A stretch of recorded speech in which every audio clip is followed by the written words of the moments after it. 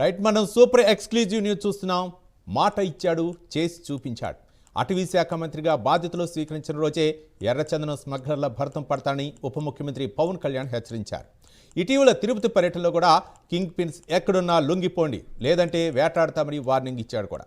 అన్నట్టుగానే ఆయన ఆదేశాలతో రంగంలోకి దిగిన టాస్క్ ఫోర్స్ ఇప్పుడు మొదటి అతిపెద్ద విజయాన్ని సాధించింది. అంతర్జాతీయ ఎర్రచందనం స్మగ్లర్ కింగ్ పిన్ మొహమ్మద్ ముజామిన్ను అరెస్ట్ చేసి స్మగ్లర్ల సామ్రాజ్యాన్ని గడగడలాడించింది. చైనాకు అక్రమంగా ఎర్రచందనాన్ని తరలిస్తున్న ఈ కింగ్ పిన్ అరెస్టుతో శేషాచలం అడవుల్లో దశాబ్దాలుగా సాగుతున్న దోపిడీకి అడ్డుకట్ట వేసేందుకు కూటమి ప్రభుత్వం, ముఖ్యంగా పవన్ కళ్యాణ్ ఎంత సీరియస్గా ఉన్నారో అర్థమవుతుంది. ఇది కేవలం ఆరంభం మాత్రమేనని, స్మగ్లర్ల వెనుక ఉన్న ఎంతటి పెద్ద తలకాయలైనా వదిలిపెట్టేదే లేదని టాస్క్ ఫోర్స్ వర్గాలు స్పష్టం చేస్తున్నాయి.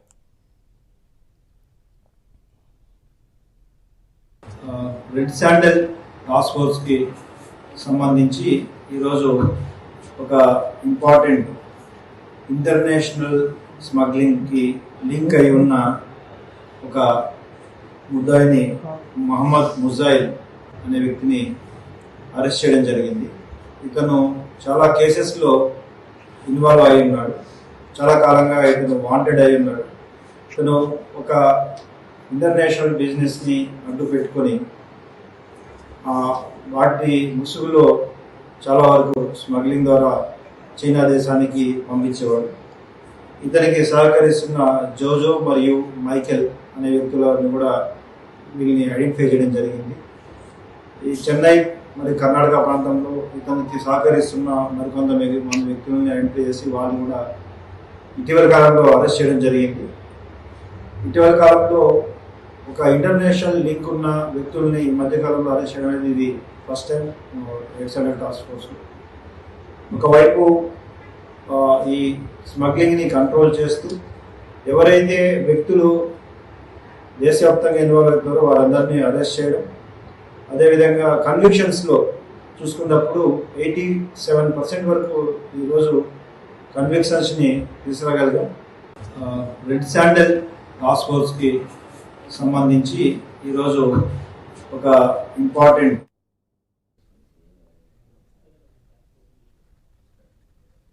మొత్తానికి ఎర్రచందనం అక్రమ రవాణాపై అయితే మాత్రం పవన్ కళ్యాణ్ ఈ మధ్య దృష్టి సారించి దానిపై అయితే మాత్రం టాస్క్ ఫోర్స్ కొన్ని కీలకమైనటువంటి సూచనలు ఇచ్చారు. దాని వెనక ఎంత పెద్ద తలకాయలు ఉన్నా సరే, అక్రమ రవాణా చేసేవాడి తలకాయలు సరే వాళ్ళని అరెస్ట్ చేసి తీరాల్సిందని చెప్పేసి పవన్ కళ్యాణ్ ఆదేశాలతో టాస్క్ ఫోర్స్ రంగంలోకి దిగింది. ఇక కింగ్ పిన్ మహమ్మద్ ముజమిన్ అయితే మాత్రం అరెస్ట్ చేయడం జరిగింది. దీంతో స్మగ్లర్లో వణుకు పుట్టింది. దీనిపై మరిన్ని వివరాలు మా కరస్పాండెంట్ రవివర్మ అందిస్తారు. రవివర్మ.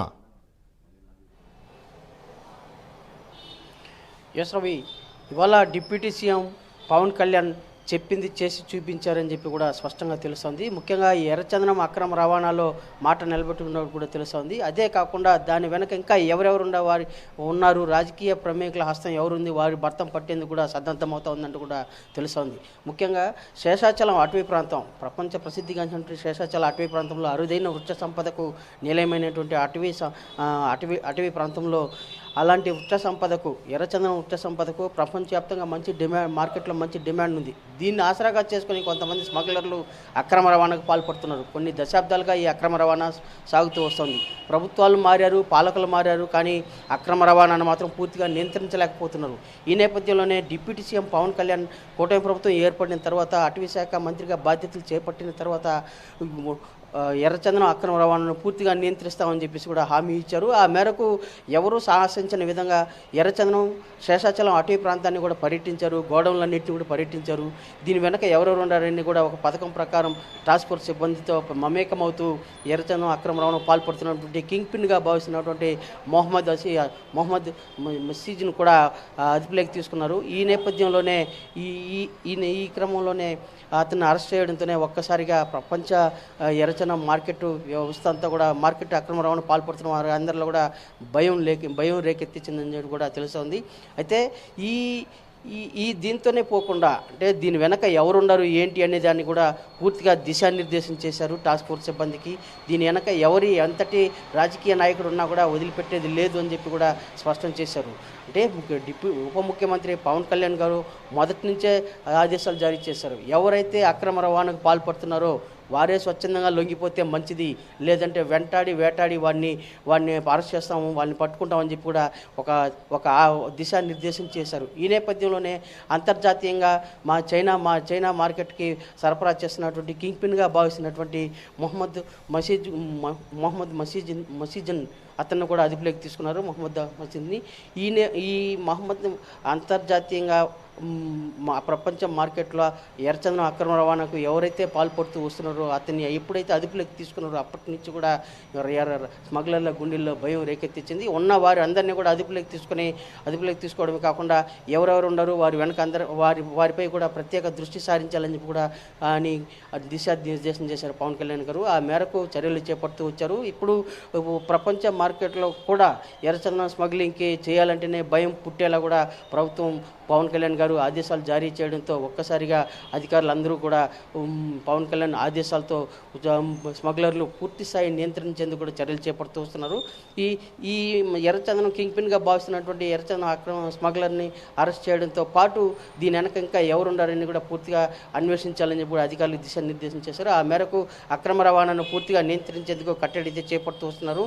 ఎర్రచందనాన్ని సంరక్షించే బాధ్యత అటవీ శాఖ మీద ఉంది కాబట్టి, అటవీ శాఖ అధికారుల మీద ఉంది కాబట్టి దానికి అనుగుణంగానే కృషి చేయాలని చెప్పి కూడా ఆదేశాలు జారీ చేశారు. అదే కాకుండా అటవీ శాఖలో ఉన్నటువంటి ఇంటి దొంగలను కూడా ఏరి పారేసేందుకు కూడా ఒక పథకం ప్రకారం చర్యలు అయితే చేపడుతూ వస్తున్నారు. ఈ నేపథ్యంలోనే ఎర్రచందనంలో స్మగ్లర్లకు సహకరిస్తున్నటువంటి పోలీసు అధికారుల మీద కూడా చర్యలు చేపడుతూ వస్తున్నారు. ఇలాంటి చర్యల వల్ల సమాజానికి ఒక దిశానిర్దేశం వెళ్ళడమే కాకుండా అధికారులు కూడా బాధ్యతాయుతమైన వ్యవహరించే విధానం కూడా అలవడుతుందని చెప్పి కూడా భావిస్తూ వస్తున్నారు. అలాగే స్మగ్లింగ్ చేసేందుకు కూడా సాహసించకుండా భయపడతారని చెప్పి ఒక విధమైన సందేశాన్ని కూడా సమాజానికి అందిస్తున్నట్టు కూడా తెలుస్తోంది. మొత్తం మీద పవన్ కళ్యాణ్ చేస్తున్నటువంటి కృషి ప్రజలందరూ కూడా ప్రశంసిస్తున్నారు. అలాగే అటవీ సంపదను పరిరక్షించడంలో గత ప్రభుత్వాలకు భిన్నంగా కూటమి ప్రభుత్వం తీస్తున్నటువంటి చర్యలు కూడా హర్షదాయకంగా ఉందని చెప్పి కూడా ప్రజలందరూ కూడా భావిస్తూ వస్తున్నారు. స్మగ్లర్లకు గుండెల్లో భయం రేకెత్తించేలా కూడా ఈ చర్యలు చేపడుతూ వస్తున్న నేపథ్యంలోనే మరింత బాధ్యతాయుతంగా అటవీ శాఖ అధికారులు అట్లే టాస్క్ ఫోర్స్ సిబ్బంది కృషి చేయాల్సిన బాధ్యత కూడా ఉందని చెప్పి కూడా దిశానిర్దేశం చేసినట్టు కూడా తెలుస్తోంది. Ravi right, thank you Ravi Varma.